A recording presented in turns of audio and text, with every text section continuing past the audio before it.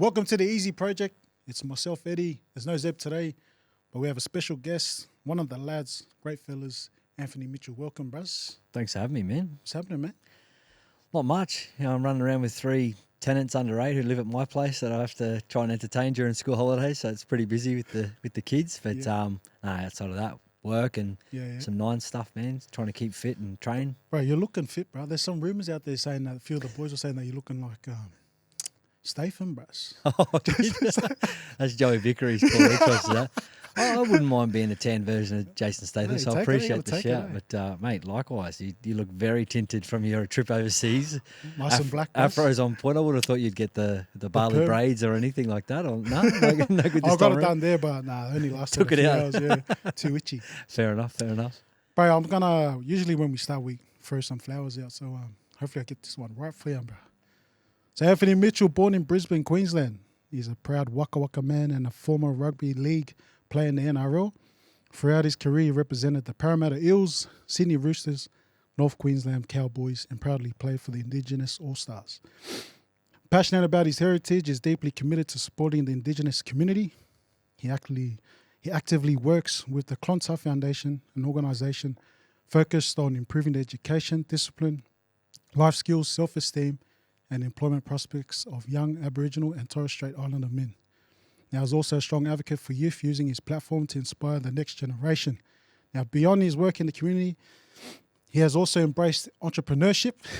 He founded the Nines Premier League, a major rugby league competition designed to fill a gap in the sport, offering a stage for both former athletes and emerging talents to showcase their skills. Now, on a personal note, he is a dedicated husband to his wife, Ashton, and a loving father to his 3 children. My man, Anthony Mitchell. Oh, man. Geez, you've done well there. You like that, bros? You're sitting here asking me to send you a bio and then you come up with that. So, no, I appreciate it, man. I appreciate the love. It's it's just good to be me, good to be around good people, obviously, like yourself, and happy to be on the Easy Squad project as well, man. Very cool. I'm really grateful to have you here. Been trying to get you the last 6 months.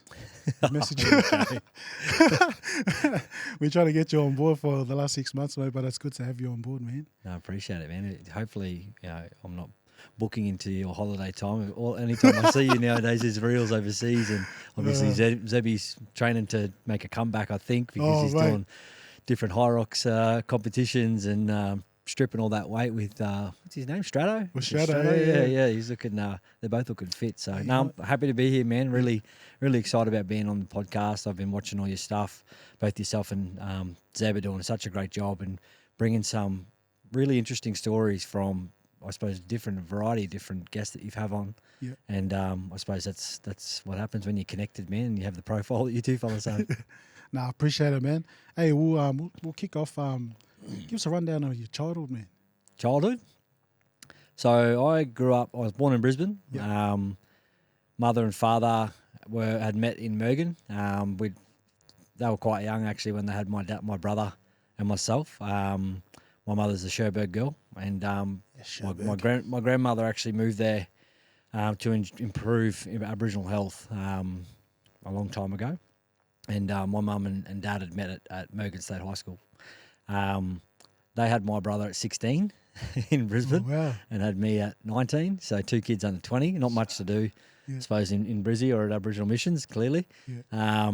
And from, I suppose, the background of where that community comes from, it's Aboriginal mission, so it's pretty tough sort of space, but anyone who's from Cherbourg calls it home and is dearly in love with it, and anyone who's connected with the space as well.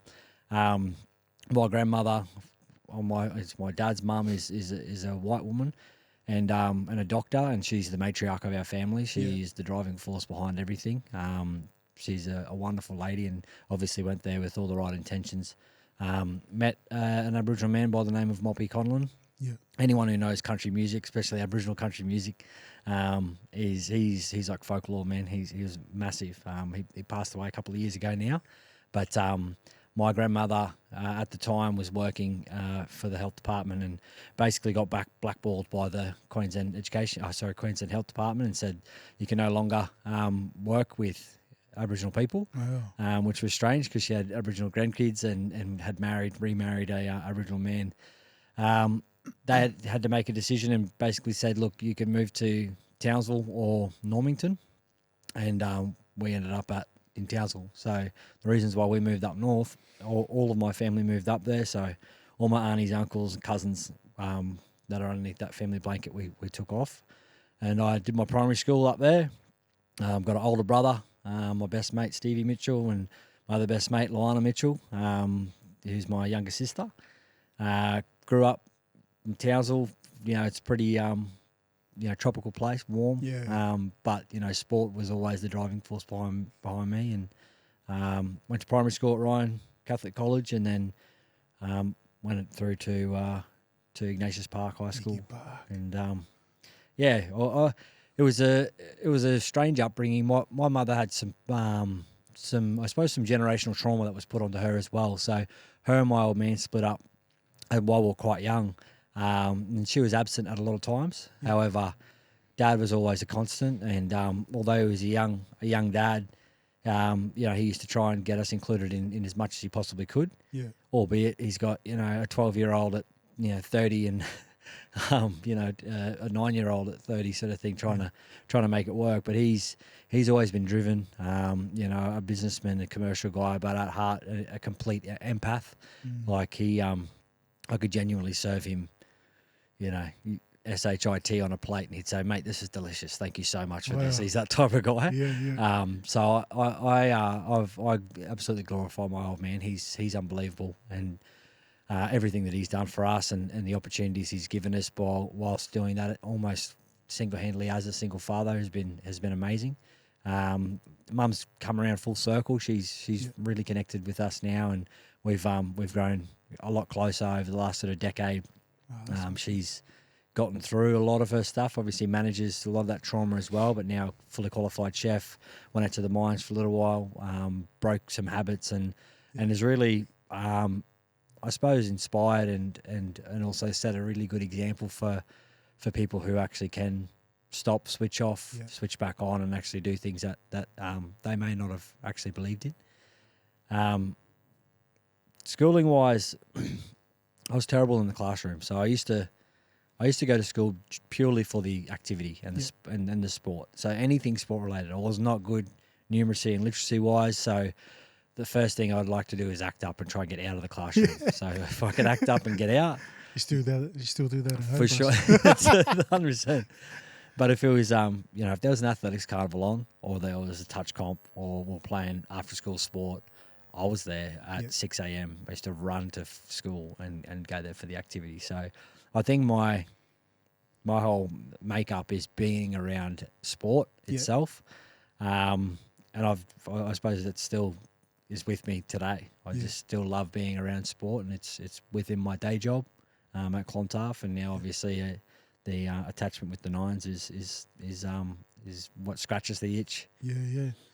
Has rugby league always been a part of something that you wanted to strive for, the aspirations of playing in NRL at the time? Yeah, absolutely. Like, I think every young kid has that dream to play in the NRL. Yeah.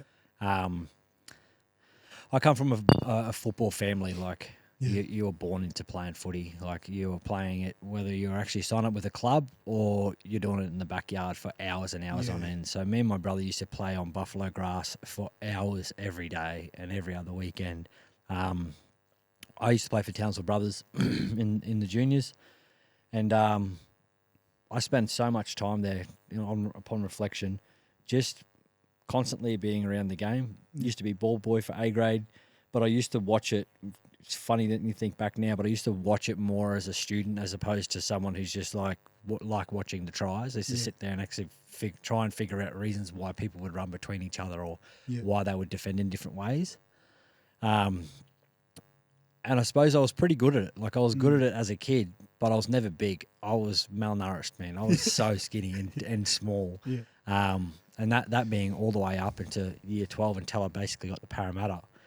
The journey there, I used to make rep teams. I used to be pretty good at making NQ, like the regional stuff, but I'd never cracked Queensland because there's two blokes, Josh Costello and Chris Sando. Yeah. They were untouchable. In my age group, untouchable in terms of the halves. So I ended up going into hooker because I had to. Yeah. Being in Townsville, there was the Cowboys, which was great, but I was never was never signed by them. I used to resent them so bad because I'd never have that signature. I used to be resentful of blokes like Raymond Thompson and Robbie Louis because they were signed. And I remember being in the academy, and there was sort of 4 of us who'd end up going through and playing NRL. In that group of boys who actually weren't signed at the time, interestingly enough, it was Daly Cherry Evans, Ben Barber, myself, and Joshy Hoffman weren't signed in those academies. And we weren't signed up until after year 12. Well, I was one out of those 3. Daly's still playing, which is absurd. Yeah. And Ben could have gone on to do great things as well, and he did. But I remember driving past a park in Townsville down the road from where I lived in Pimlico called Gill Park. And I'd seen Ray training there, and I loved Ray. We were close mates growing up, but I always used to begrudge him because he was the poster child. But I was driving home with my old man, and I said, oh, there's Ray over there having a run around. Look at him. Whoa. Like just being stupid, judgmental as a young kid because I wasn't achieving what he was. And my old man just summed it up so well, and it hurt me, but it also just triggered me. He's like, don't get better, don't get bitter, just get better. Yeah. And I was like, I feel like I'm as good as him. And I felt like I was as the time as well. But no way did I do the amount of work he did. Yeah. He would sacrifice so much and go down to parks, and he lived in Aikenvale at the time, but he'd go down to the park and just kick and kick. And my old man would just be like, you do the same. Like, if you want to be as good as the next guy, you're going to have to train better than him. If you want to be better than the next guy, you're going to have to kill. Like, you're going to have to make sacrifices, actually train. 100%. So that really flicked the switch. I got really almost angry at myself and just went, rightio, I'm just going to sacrifice and go hard. And there used to be this massive mango tree in my backyard, and I used to pass at 9 because I could pass really well one side, but not great the other. And I'd just sit there and deliver, and then I'd just pick different targets of branches and just hammer it and hammer it and hammer it. And then I just practice kicking, and I'd practice sprinting, and I'd do this all by myself, and I just had this weird inner monologue like, this is what you're going to do, this is what you're going to do, and just kept on, I suppose, just living what I wanted to see. Yeah. And what I wanted to see was me actually playing at Dairy Farmers Stadium. Yeah.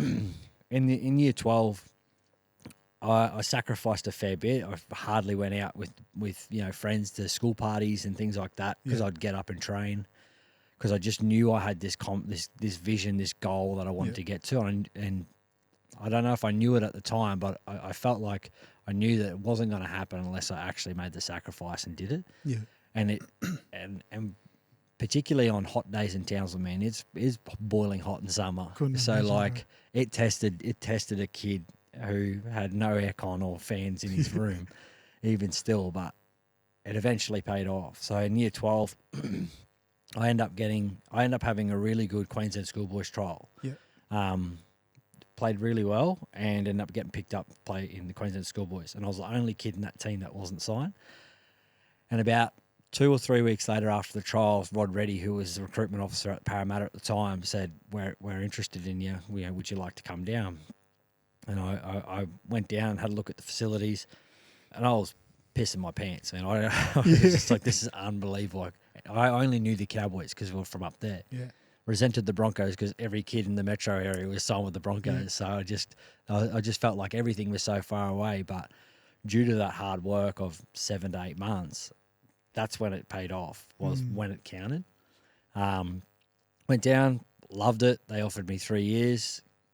Cowboys offered me 2 years, and I basically just said, no way, I'm going. And I needed to get out as well. Yeah. I needed to get out. I needed to get away from some of my mates and family just so I can actually be in that environment that is sink or swim. And I loved it. I ended up playing that Queensland Schoolboys. I remember tackling this bloke. He was about 115 kilos as a year 12 student, maybe 120. Edward Pettyborn, I think his name was. Edward Pettyborn, I think his name was. I remember going into the scrum against you. I was a mere child. I think no lie, I would have been 64, 65 kilos.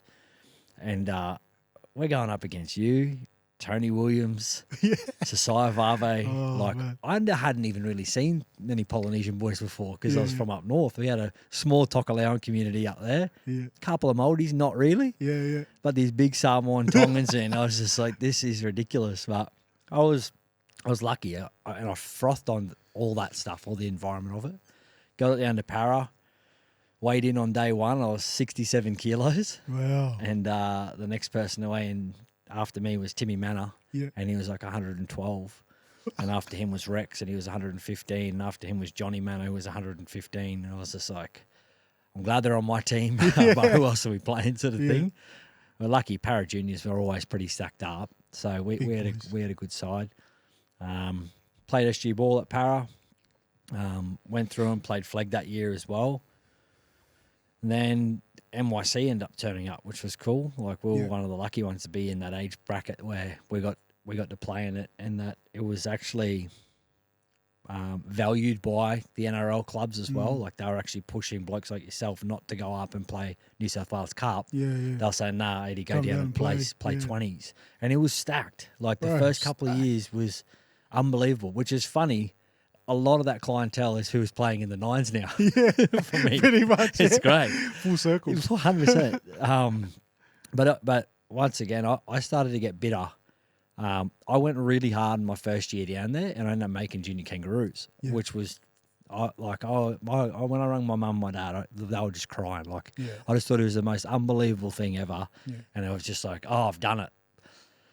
I hadn't done it. I ended up getting upgraded into top 25 as an 18-year-old, and I was like, I'm the man. Like, I thought I'm playing NRL next year and all that, and then I got quickly reminded that once you play men who are actually in that system, you are a long way off. Yeah. A long way off. So I had a few surgeries. I ended up getting fat for once in my whole life. I was like 92 kilos. I pumped 92? Yeah, I stacked on a heap of weight. Wow. Because they wanted me to try and get bigger and bulk up. So I was pumping protein shakes, all food. I lived at Mark Hoddle's house at the time. So he was just hammering us with pork bones and potatoes as much as we could. But see, I'm not Polynesian, so it doesn't sit on me right. It sits around my hips and not on my legs. I get like thin limbs, but all around my stomach. It was horrible. But I got reminded pretty quickly that I'll just keep on going back, playing 20s, or I'll play a couple of games at Wentworthville with New South Wales Cup, and I'll stay there until I actually start to switch on. So once again, I was sort of complaining about different players who are, getting trials or playing in the top grade, and Dad, to his credit, once again, was like, super supportive, always was, always has been. He's just like, don't be bitter, be better. Yeah. So I just went as hard as I could, and it took me nearly 3-4 years to actually get that first game. And then it was hard work. Like, I went through surgeries as well, wrist, an ankle that I did over in New Zealand against the Warriors in the 20s. So you have to restart again. You have to process all that type of stuff. And then I got a call at the back end of the year by Daniel Anderson at the time, and said that I'll replace one of my best mates. Funnily enough, was Dan Mortimer, who was playing. Yeah. And they put Luke Bird in at 5'8", and swapped around the wings, and then gave me a spot on the bench. And I played against the Brisbane Broncos at Suncorp. There's like 36,000 people there. It was a Friday night game. It was ridiculous. I would have had 40 tickets, in the stands of all the family just screaming, going off. It was unbelievable. I just remember how much adrenaline takes from you, and it was a pretty funny learning curve about getting up, getting warm. I didn't get on till the 60th minute, so I was getting up and down, and you have a half time, and you know what it's like on game days. You're prepping 2 hours before you actually get to the fields. And then you've got an hour and a half before that. You run out for warm up, and then you've got a half hour. It's pretty exhausting, but I scored on debut. So once again, I just had all these things going. This is from the hard work and all the setbacks in between. And, I suppose the roller coaster of what you play, it paid off. I played 2 more games that year. Scored on my second game over Robbie Louie as well. I keep reminding him that every time. They were both off Fletty Mateo passes, so it wasn't really much by me. He's a freak. Absolutely love him. That was at the end of the year. Then finished. Coming into the new year, I went pretty hard at pre-season, and I thought I'm on here because Kevin Kingston went to Penrith. That's all right, yeah. And I was like, I should be able to solidify a spot, so I got to go hard. And then I ended up playing Indigenous All Stars my first year. Yeah. And the second year of it, but it was my first year. I got a phone call from Preston Campbell saying, I'm out. Would you like to take my spot? And I was like, I thought it was a joke. I was like, righto. And he's going, no, seriously, it's Preston. We'd love to have you in.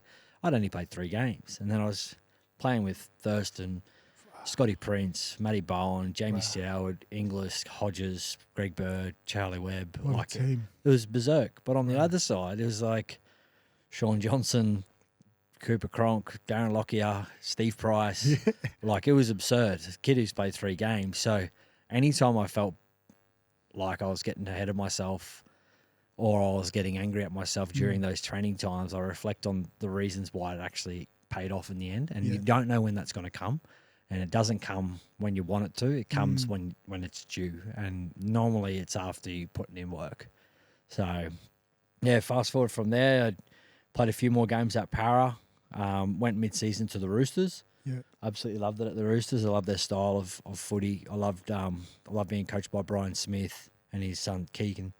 And then I ended up going mid-season from the Roosters to the Cowboys and finally lived in my head passing to the mango tree and literally passing to Matty Bowen. It was phenomenal. Wow. I was very lucky, man. I had so many, and I'm sure you would have played with and against many other players who were way better than what we were. Yeah. But I think it was due to timing, good luck, certainly, but work. Like, the amount of work that you're willing to put in is what you'll end up getting. And if it doesn't happen in your sport, it'll happen in something else. Yeah.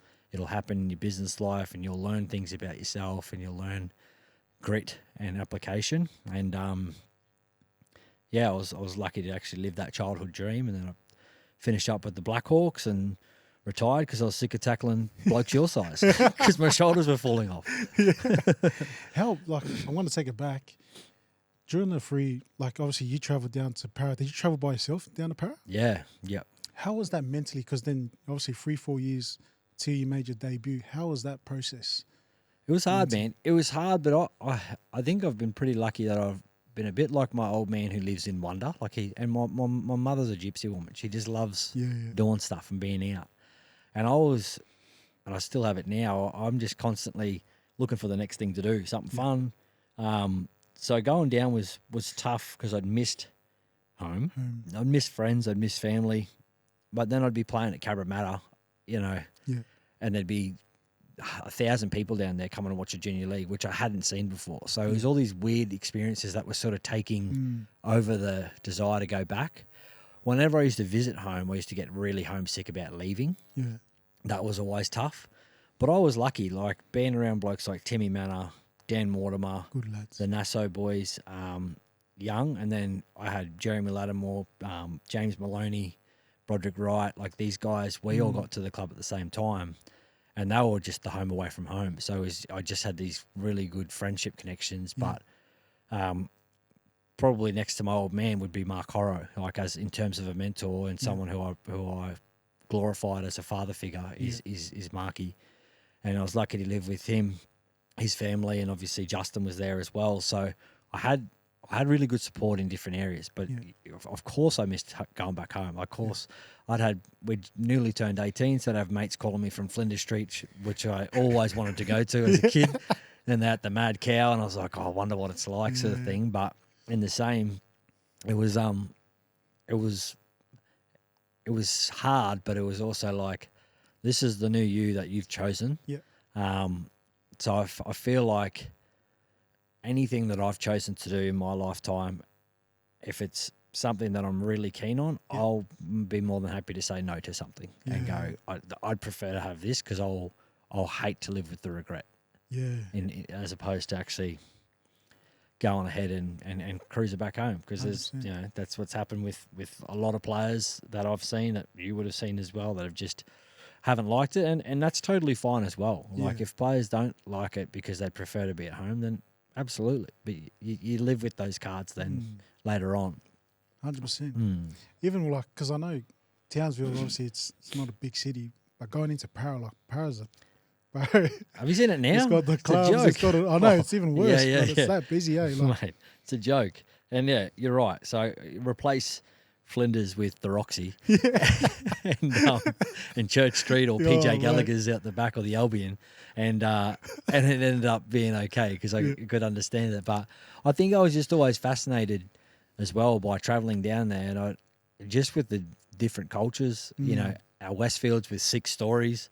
Like we got Stockland Shopping Centre sort of thing up Townsville. One level. Yeah, one level. It's got aircon, but it's small. So I was always like, I was sort of in a place where you'd travel to as a holiday. So I weirdly just lived in this holiday for 5 years in Sydney, which was cool. And you know, I obviously went back home, and I loved being back home and working in the schools there and being part of the footy scene again. And then coming down to the Gold Coast, I'm just living in this holiday. Yeah. Like I don't know if it's just something that's been passed down from my family or what, but it's just one of those things that it's good to live in, you know, as opposed to just being regretful or desire the want to go back. Yeah, I know there's like obviously there's a lot of in our audience, a lot of them been asking us questions about the commitment, the sacrifices that you made over that time. What were those sacrifices that you made during the time in Para, the transition straight back up to obviously Roosters, then to Townsville? How was that? Yeah, it was good, but it was all the necessary sacrifice. I think is, you know, I'd stay off alcohol for long periods of time, and that's something that I've actually inbuilt into my routine now. So it's actually makes me a better person, father. You know, it's not to say that I don't have a drink every now and then, but I think that I used to sacrifice in the right areas because of that common goal. Being away from family, like me and my wife are high school sweethearts, and I moved away, you know, straight after school. So we did long distance, and it was tricky there for a while. And then she ended up moving down, and that was tough. And I think the sacrifices that you have to apply, where if you want to play top tier, is the right amount of rehab. You know, doing the extra work, eating the right foods. And the tricky part with that is you see freak athletes in NRL systems who don't do that, but are, you know, the best players in the team. And some people just have that talent, that natural ability. They can look at a bench press and they grow muscle. Like I'd eat iceberg lettuce over summer and pump protein shakes to try and be in peak nick.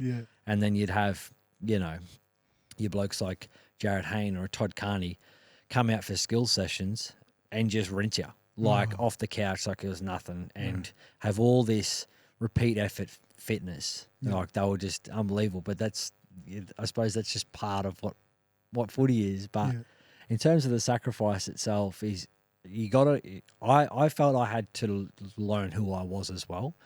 I really had to figure out what made me tick, what information is beneficial for me. And I read a good quote, which was like, if you're going to choose anything, choose growth. Whether it's hard or not, choose growth. So if you choose growth rather than the easier option, a lot of the time it'll pay you off in some area in your life. So That's mad. I feel like that was one thing that I always, still to this day, try and implement. It's hard, man. I don't read books, but I'll try to.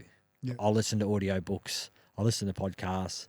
But I'll try and put myself into positions that are better for me eventually. And it might be reading risk assessments and understanding exactly what that looks like, so we've got the right level of cover for our players or spectators at a Nines Carnival, or for kids going on camps. If you at least have a crack at that information, you're just starting that processing skill. And I think if you develop, or at least put yourself in the position to learn, and know that it's not always going to be fun doing it, but it's going to pay you off at some stage, then that's worth it. I agree. You know, I don't know. I just feel like it's one of those things that's unspoken, and a lot of people tend to lean on the side of if I get it now, then I'll continue it. It's like it's just not reality. It just doesn't happen. Like, I mean, I suppose it's similar to you guys. You guys started a podcast. You would have had no idea how it would have landed, but you would have gone, "Shit, I don't really know how to do the social media sides of things. How do I interview someone?" So you just put yourself in this position. Now you've got a following, people who genuinely, I'm a big fan of it, genuinely love the podcast. Like, how would you answer that question as well? The same, like pretty much what you said. Like, you got to put yourself in that position. Yeah. So then you'll see growth. Yeah. And I think once you take that first step, then obviously the next step, it just starts to rattle off, you know, and we start to feel a bit more comfortable in front of the camera and having to chat on the mics. I remember the first time we were all nervous. How hard is it, man? Yeah, it was so nervous, but I think the more you keep trying, you keep doing it, you just get better. Yes. And it makes it a bit easier too. And that's like just a normal, easy conversation. Oh, totally. Yeah, I mean, it's I was so scripted. I come in here and shout out to Em who's shooting this now. Yeah, she's always made me nice and relaxed. I'd be so scripted, and I still struggle now. I mean, I rang you up, you know, asking for some prep stuff prior to jumping on, but it's about getting the reps in, right? Yeah. Like, so you start off with 1 or 2, then you go 3 or 4, and then all of a sudden it's just us just having a chat as if we were at Guzman and Gomez again, having a big feed. Yeah, 100%. Nah, man, I'm really impressed, man. Like, obviously we crossed paths playing in the junior system, and I remember one thing I remember about you was, bro, you had that, you had a mouth, eh? Yeah, still do, bro. Bro, you would talk smack during the game, like all the time. You'd be like, "God, this guy, bro, he's tired, bro. Look at him, he's tired." Like, I remember you always. I was like, "Bro, who's this guy?" Mate, I used to talk the talk and still do talk the talk, but it's got me in trouble a few times because then what happens off a kickoff, you're not running at the Manor Brothers or Tony. You're finding Ant Mitchell and you got to run straight to him and try and break it. But no, I remember a couple of times having some cheeky words at different people, and one of them was playing you in a test. I remember Sasai Vave just said that keep your mouth shut or I'll box your head in like I do to the boys in the club in Mount Druitt or something like that. And I was like half rattled. He called me a prawn too, and I was like, what do you mean? I thought I had a good head, but not a good body. Anyway, it is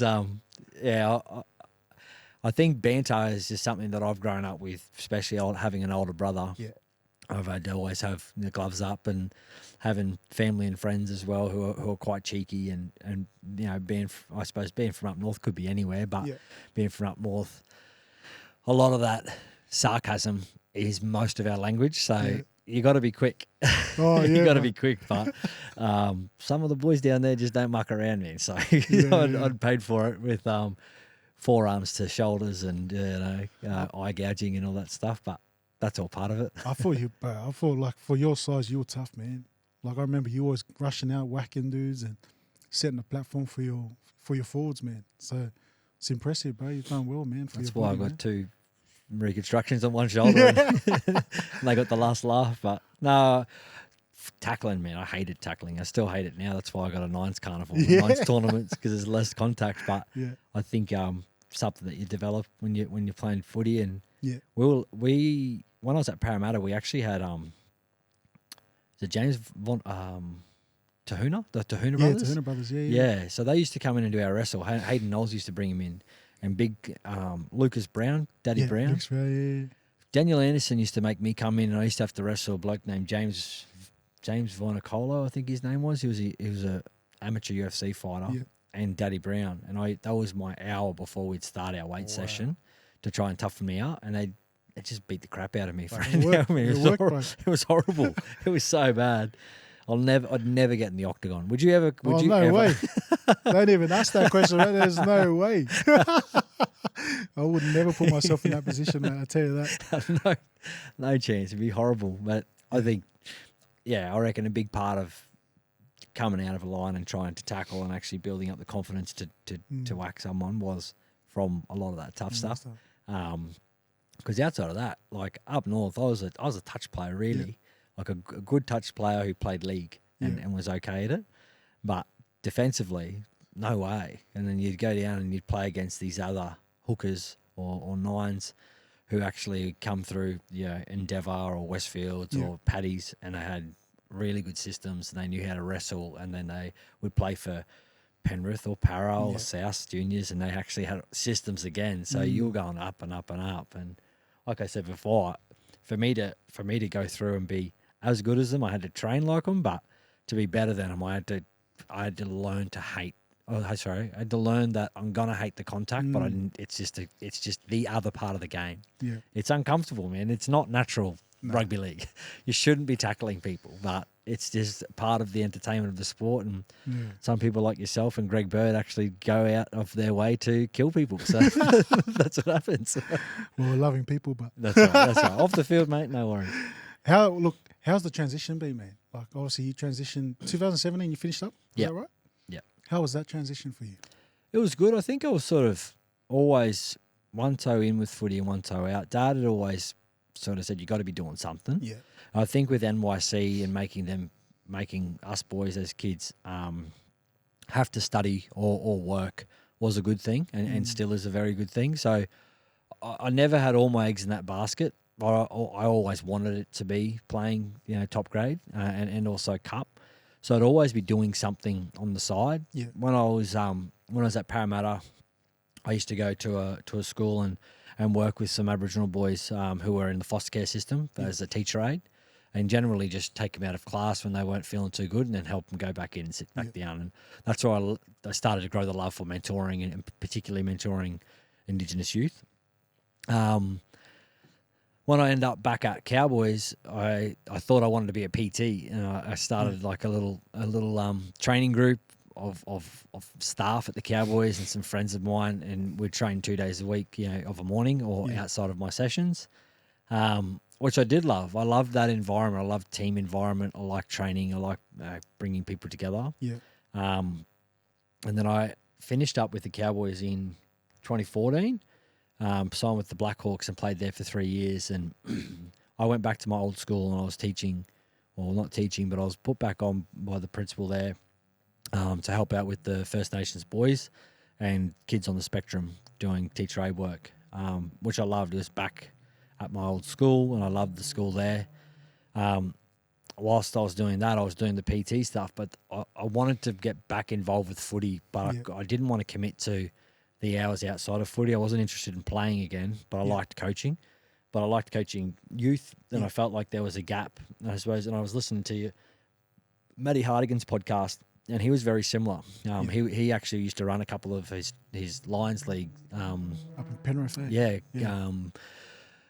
youth, I suppose, development clinics up in Townsville, and I used to have one as well, up there as well, called Phoenix Sports. And what I was finding is I was working with Indigenous youth in school, and I was doing rugby league, teaching skill, and doing more stuff around well-being and gratitude practice with kids to make sure that they're not focused all in on league. And then Clontarf come to town, and basically that job itself is two of those jobs in one, which is you're incentivizing reasons for First Nations boys to come to school, and normally the conduit is sport.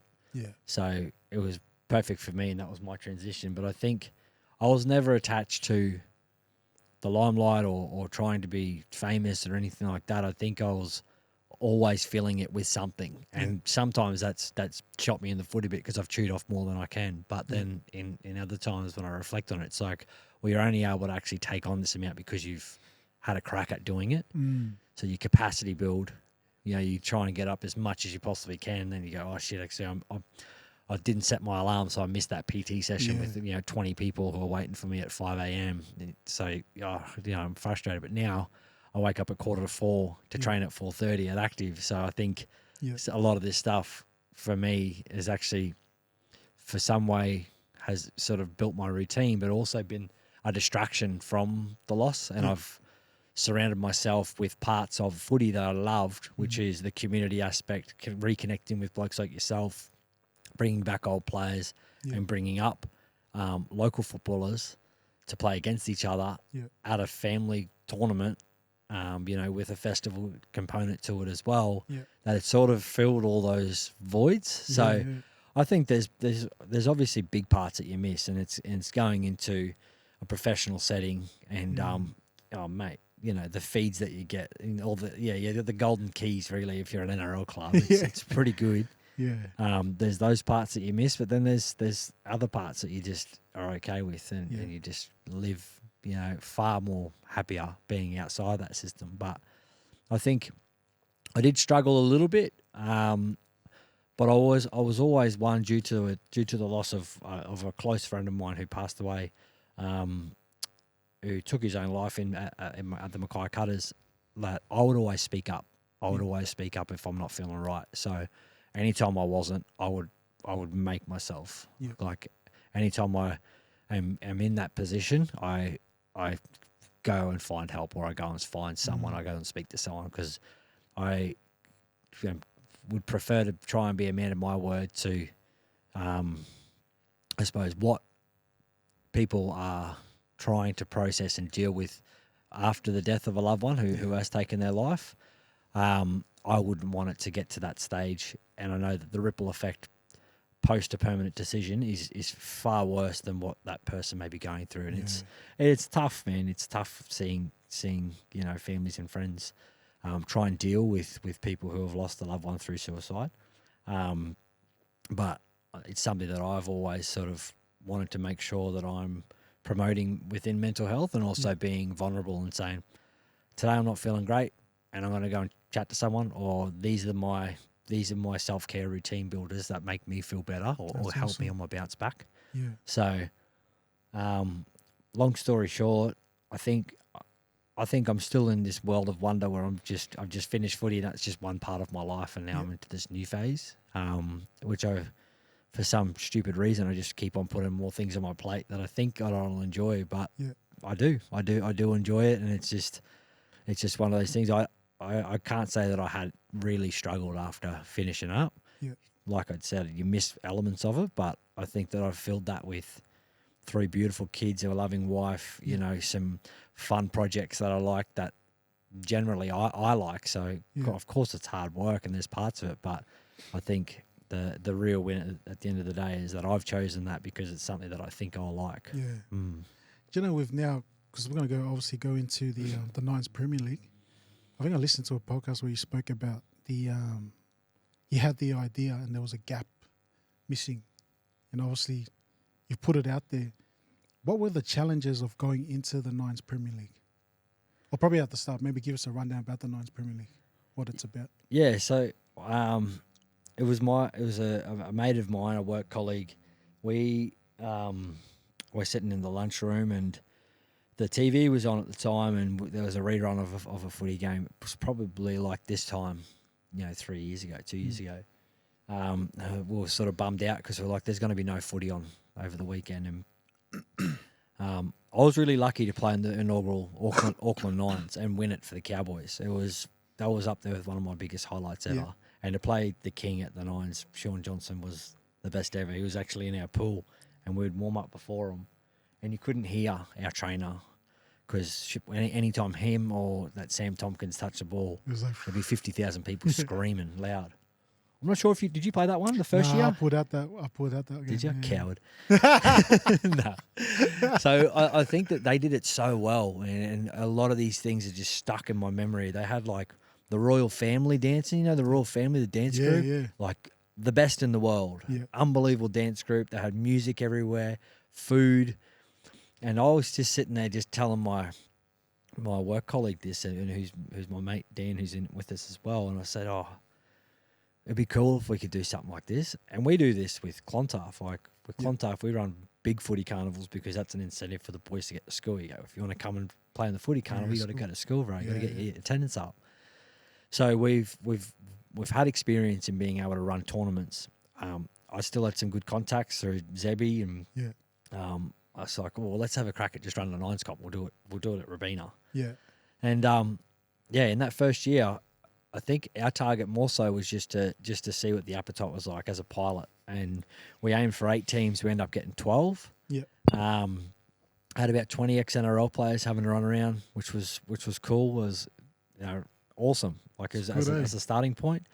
And then we didn't really do much social media or drum up for it. We probably had about 1,000 people come down and have a watch throughout the day. But then we recorded it on like a poor man's live stream, where I suppose communities and schools and local clubs could film their kids and chuck it onto YouTube, so Nan and Pop can watch on the other side of the country or overseas. And we filmed that. So what we noticed was the fact that 20 ex-NRL boys are still keen on running around. Yeah. The timing of the year, because there's no footy on, did it in January. 1,000 people through the gate because there's nothing to do or they're looking for something to do. And then we had about 1,000 hours watched in a week of YouTube footage. And whether it was the players themselves watching themselves on repeat, it's probably Zebby.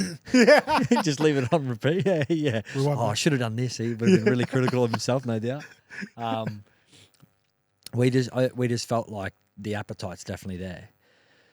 So, and it was all nerve-wracking, man. Like, it's still a comp. We've ran one before, but we're in control of one that's within our foundation. So it works out well because everyone understands their role. However, we had to sort of really work on, being on our toes a lot of the time. We had teams pull out last minute. We had to get one of my mates who's done it for the last 2 years, Luke Skipper. He's actually brought in 2 teams, with a bunch of boys from the army, up in Enoggera and Brizzy. They just pulled together a side there's no way I'm running an 11-team comp sort of thing.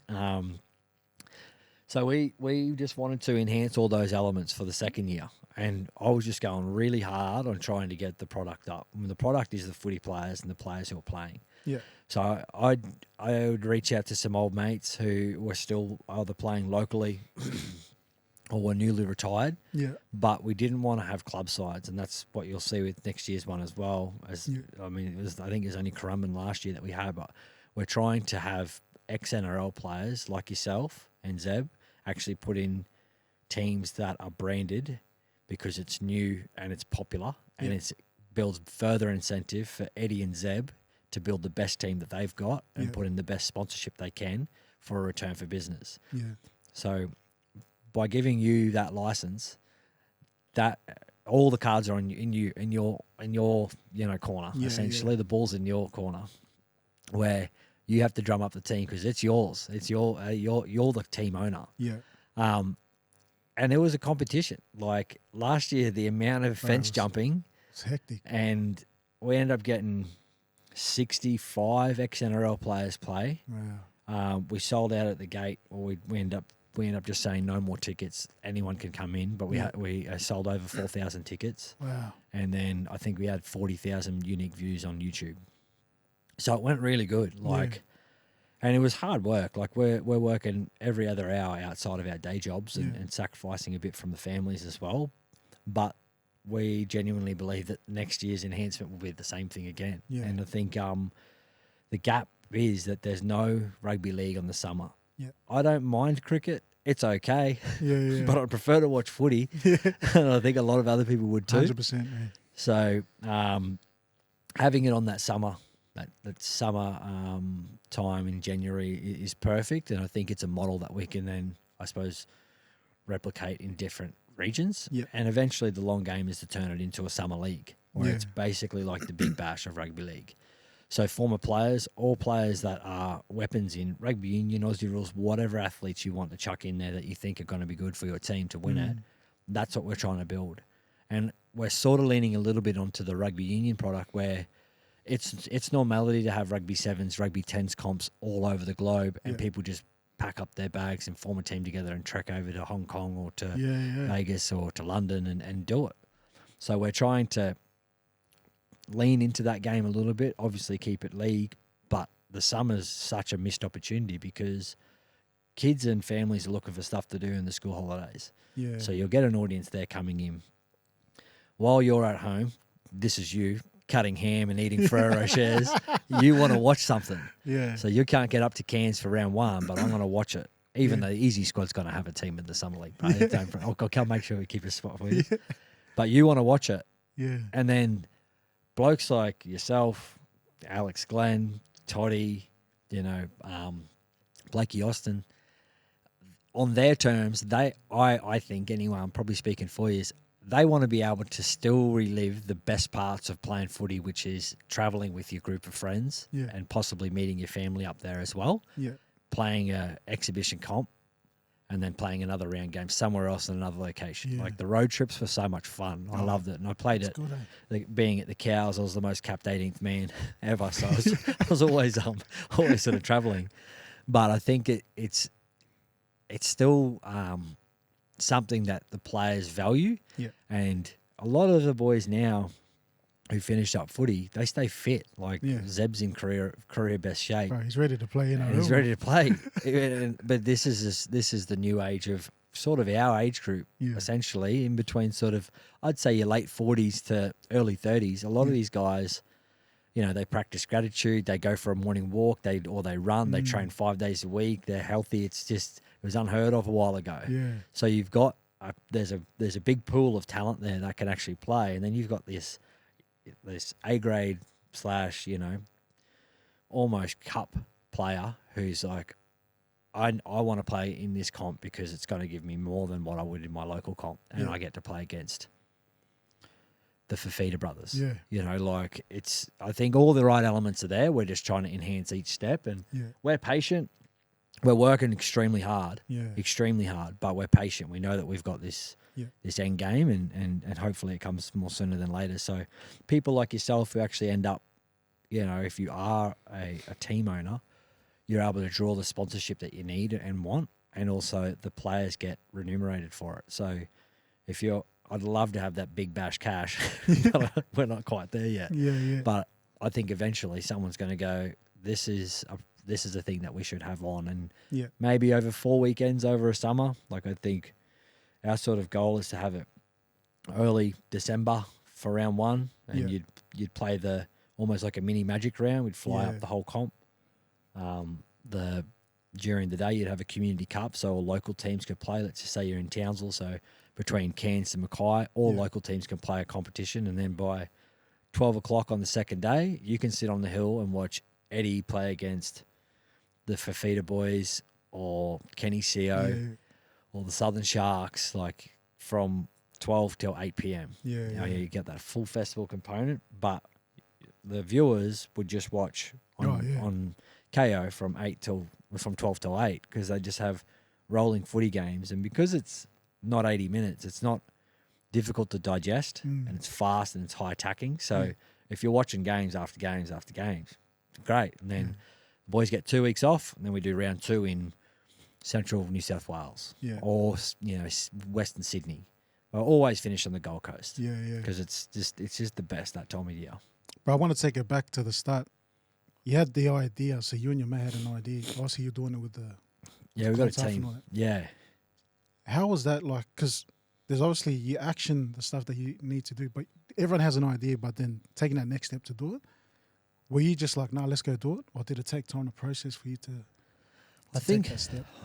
I think I was lucky that we sort of had the right connections in the right places, and we also had the belief that we could pull it off. Like, I wouldn't, you know, going into crypto and trying to make $1 million off Bitcoin. I'd love to, but I don't know enough about it, and I don't know if I'd put in the work required to do it.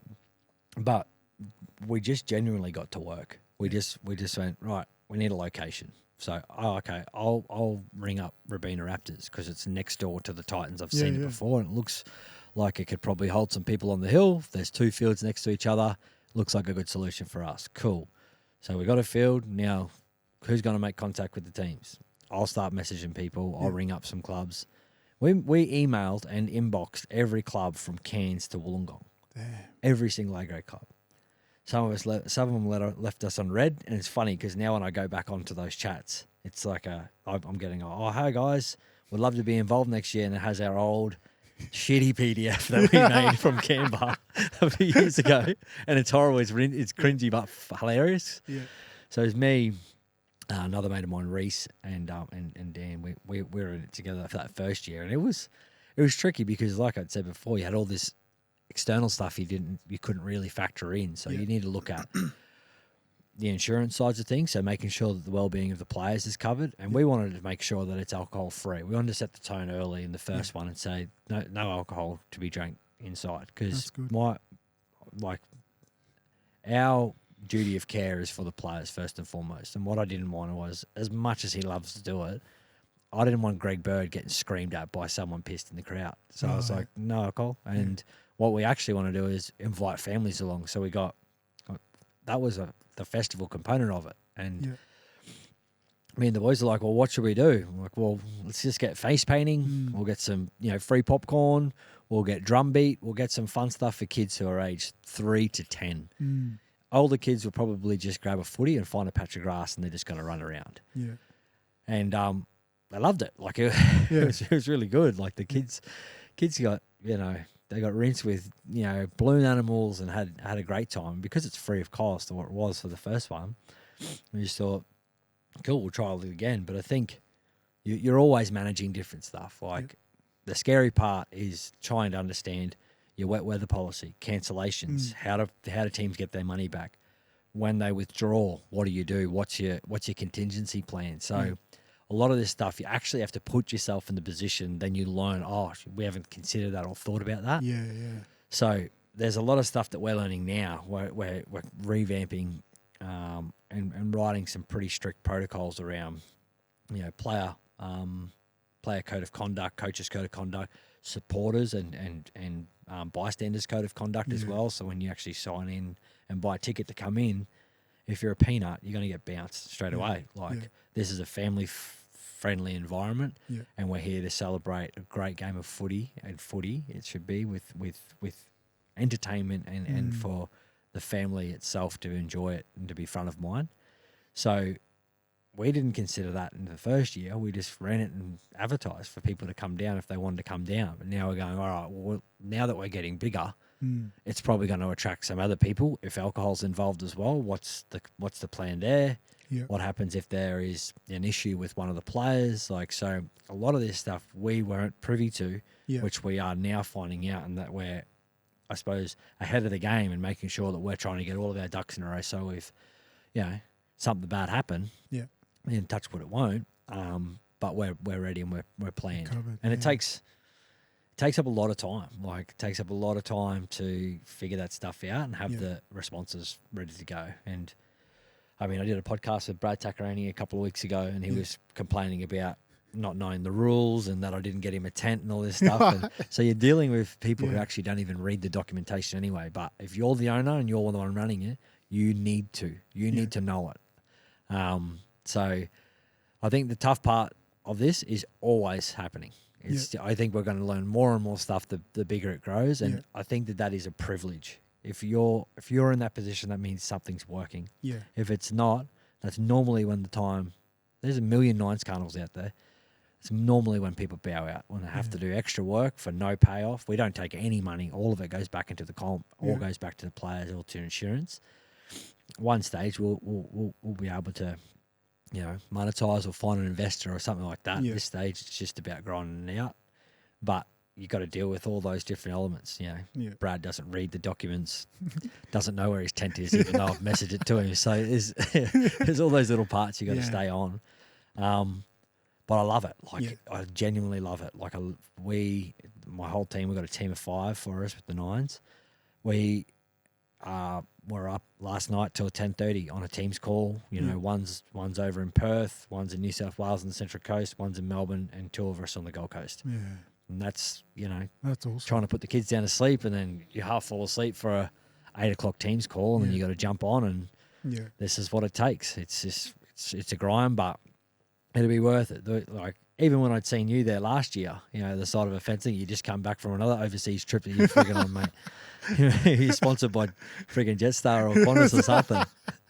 Frequent fly points are up, that's for sure. But even just seeing you, having a big smile and you're just chilled out, and you're able to sit there and watch the footy, I was like, that's exactly what I want. I want a former NRL player to be in the crowd, enjoying his time with his family, sitting here watching and going, I come along to attend this because I know mates here, or I wanted to put my kids on the jumping castles and stuff. And Matt, it's awesome, bro. What you guys are doing, man. I remember we obviously flying back in from Samoa, but we took the kids in, seeing Tackers play, all the boys play. Even him commentating was cool because you're always hearing the old guys commentating on the NRL and all that.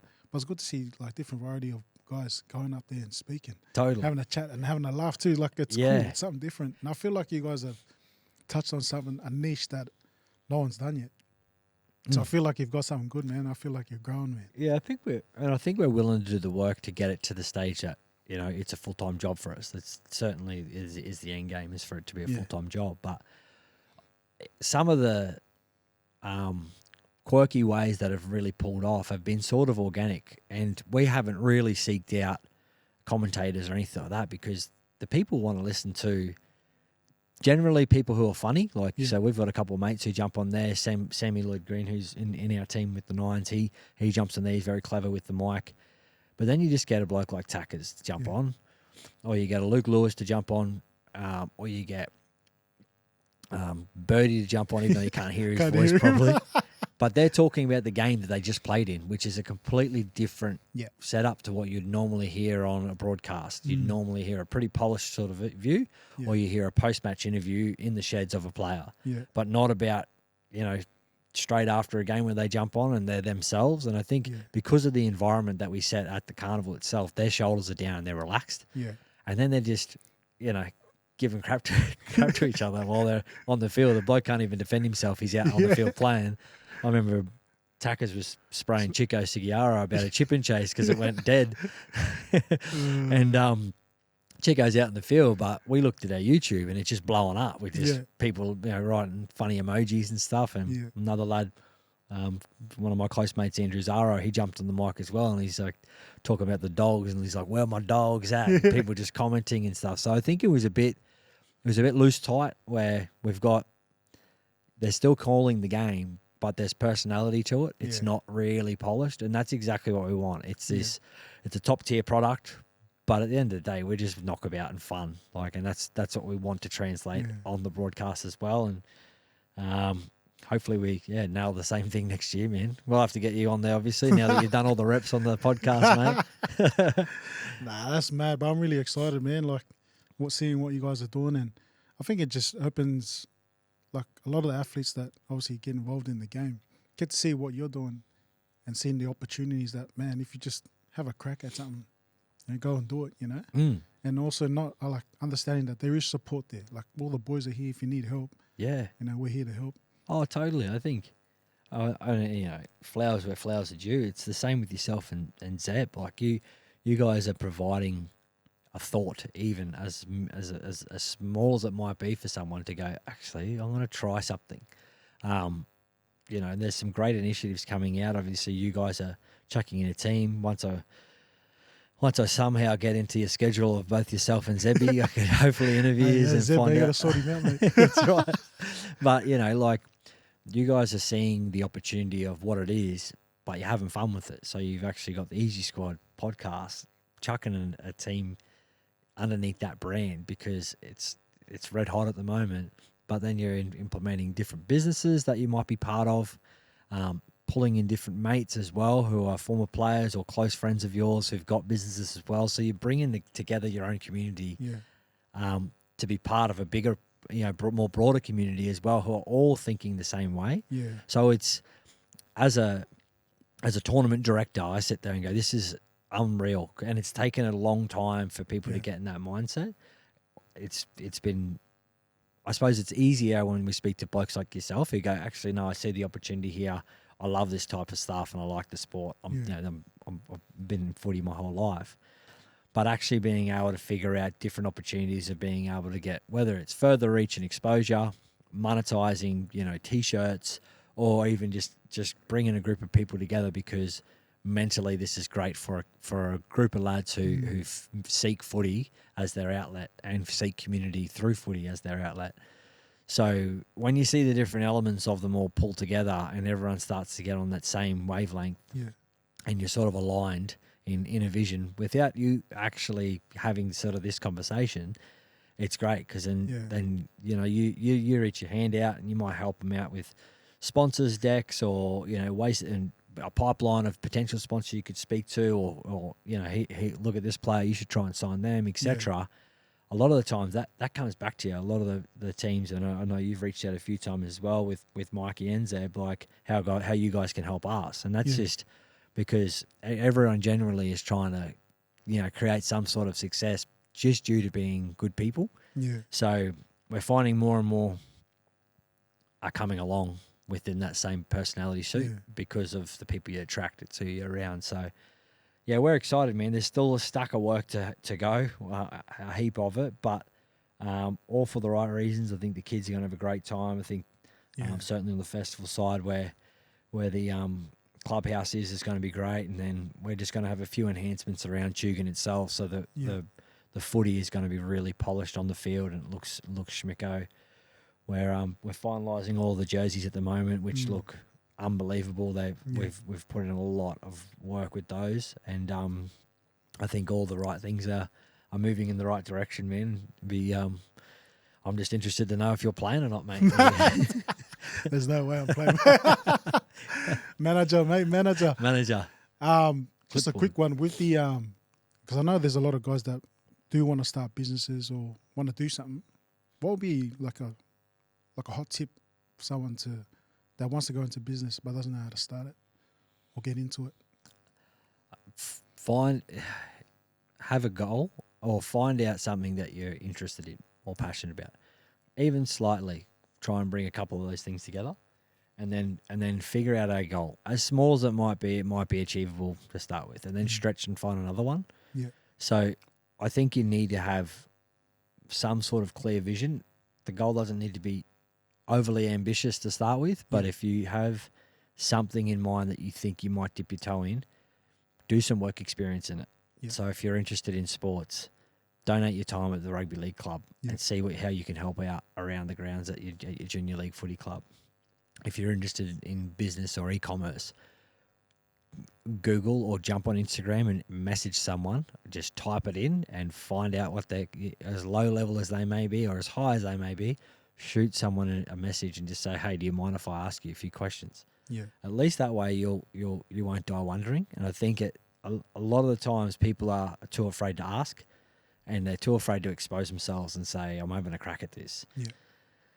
And if you spoke to anyone who is successful, they'd say, you're an idiot if you think that everyone's going to like you. Yeah. Like, not everyone's going to like you in business, but everyone who cares will appreciate if you're having a crack and will be more than willing to absolutely support you.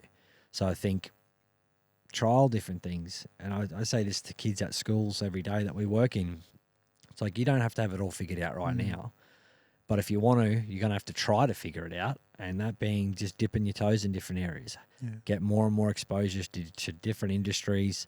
Try and figure out exactly what make it tick. And if you try 100 things and they don't land, at least you know there's 100 things you don't want to do. Yeah. Instead of being stuck in the one thing that you're actually hating, whether it's working out in the sun or you're stuck into an office, at least that way you've had a crack at finding out what you don't want to do. And through that time, you would have developed some sort of grit, or it's pushing you in a direction that is going to be more aligned with where you want to be long term. So find out, dip your toe in it, and then set some small goals to try and create it into a business. Because if you do, you're still going to have things that you don't like as part of it. There's still work to be done. Unless you have enough money that you're pulling in that, you know, you can pay for extra staff and everything else. But otherwise, it's like part of the success is grind. Like, you have to actually put in the work. And unfortunately, a lot of the time you're going to have to do the 5 or 6 jobs by yourself. Yeah. But that's fine. At least you know what you're capable of. And then if the market hits or if the audience like it, then you'll know, and you'll be able to either get more resources or more staff, and you'll be able to go further. If it's not, revamp, have a think about it again, and go off in a different trajectory and realign and have a look at a different goal. Yeah, wow, that's mad, bro. Don't be bitter, get better, eh? Yeah, I like that's that, right. bro. Steve Mitchell. Steve Mitchell, bro. I met your old man, I think about a month ago. Oh, Times, he mentioned that, actually. Yeah. Great fella, man. Yeah. He looks really calm, and I think you have a calm demeanor as well, man. Yeah, sort of. I'm a little bit more ADD than my old man. He's clever. Yeah. And he's got Benjamin Button disease too. I'm nearly completely bald. Bro, he looks young as still, I'm bro. sick of it. Don't remind me, man. I don't want to hear this. Well, also I was like, man, you still look young, bro. I've been getting crap my whole life about how attractive my old man is. And because I said, no, he's a young dad, man. And You know, he can't even read, and I just make up lies about him just to kind of move on. But no, he's the king, man. He's the king. Do you reckon you got obviously him being a CEO of the Titans? Was that something that you kind of looked up to as well as directing your path into building something that you want to build? Yeah, I think you are what you're around, right? Yeah. Like a lot of kids just want to be whoever their most successful family member is. You know, if uncle works in the mines and he owns a mad Holden Commodore, I want to work in the mines. Yeah. Like, well, little do you know, you can't be on Snapchat for 12 hours a day. So people want to change. But I think I've always just been exposed to his application of work. Yeah. You know, like he's just gone hard. Like he dropped out of school at 16 because he had a kid. And then, you know, he went into sales at the newspapers in Brizzy. And then when we moved up to Townsville, was doing the same sort of thing because the bloke could talk. He's very suave. Like he's got a great chat and he's a lovely fella. He ended up moving into Channel 10 and was their sales manager for some time, and then went into Channel 7 as a commercial manager. Young too, 25. And then was station manager at Channel 7 by 27, 28. Wow. But that was just through hard work. Like he just went hard. He wasn't university educated or anything. And this was probably at times where that didn't matter as much, but I probably did, like in terms of your resume. But no one could outwork him. Yeah. No one can outwork my old man. I think that I was very lucky to be exposed to that type of stuff. That's like mad. he had a Subway business that crashed hard. He put a lot of money into it, and it was hard. But he exposed his vulnerability too. Like he'd be in tears and he'd be like, "Oh, you know, I just don't know if this is going to work," and rah rah. But then he'd go, "But it's all right. We keep on going and we find out the next thing." So I think I've been super lucky to be exposed to someone who's going, "That hasn't worked for me. I'm putting my hand up. I'm sad, but I'm going to make myself feel better." And the way that I do that is by finding out, not sitting still. Yeah. So, and I've just loved being around sport, and he loves it too. He loves rugby league, but he's a boxing tragic. Yeah. Like he comes from boxing. He's a little bit more left leaning now, so he doesn't like people hitting each other in the head. But he loves sports management and being around it, and I suppose being at an NRL club as a CEO is super impressive for a kid who quit school at 16 to take care of his firstborn child. He's an exceptional human, and I've been so lucky to be exposed to exactly what his output's been. And I think that definitely, I reckon you're right. I think a lot of it has rubbed off where I've gone, the only application is by applying things and having a crack at it and doing stuff that you like. And he's more generally gone towards work. He could easily chase money and finish up with the Titans and get a higher pay packet and sell stuff. He's an absolute weapon at it, but he chooses to be in the game because he loves the sport. He's dear friends with the owners now and obviously the club itself. He's trying to build a new branded Titans, and he pours his heart and soul into it and genuinely loves that stuff. He loves the community side of things. I remember before he'd moved down, I'd call him and he'd be at a Mudgee Bar A-grade game, or he'd be at a Currumbin A-grade game, or he'd go down to the Northern Rivers and watch Balamble. And I don't know any other CEO who goes down and watches your local A-grade games, but he's just a people's champ. When I go and see him at the games, I rarely see him. He might pop his head in for 5 minutes. We'll get a quick photo and a hello. Like he'll try and find us. But then for the rest of the game, he's not really even watching. He's just getting around all the fans and doing full laps and saying hello. And that's hard at a club that's struggling. Wow. Like he's front facing and he's like, come along with this, and is always there to apply that, I suppose, reinforce that positivity around. We're in a trajectory and there's that long game. So I think you're right. I think a fair bit of that, North Star has come from him and what he does, which is cool. Do I want to be a CEO of an NRL club? No, Eddie, absolutely not. That would be so hard. Yeah. That would be He can't switch off. Yeah. As you're aware. Holiday periods are, the tricky periods for some of the players, and he needs to be on. But no, he loves it. He loves every minute of it as well, and I love seeing him succeed, and so happy for him for where he's at. He's definitely proud of you, man. After speaking to him about obviously what you're doing and that, So it's really cool to see both of you guys, man, like setting the bar, man. Wow, yeah. So I'm really excited for you, man. Thank you for coming down, man. Appreciate your time, and your story's definitely going to resonate with a lot of the people that are listening right now. No, So, easy cheers, as. No, I really appreciate you having me on, and looking forward to booking you in for our one, mate. Hopefully we can align our schedules soon. But huge shout out to you guys, man. You're doing a great job, and we appreciate all the real and raw stories and the key takeaways that you provide in the community, man. So well done to you guys, and thanks again for having me. Appreciate it, brother. Like, subscribe on YouTube, Spotify, get down. Massive shout out to our sponsor, SMSF Learning Centre. Thank you for tuning in with our special guest, Anthony Mitchell. Cheers. Thank you.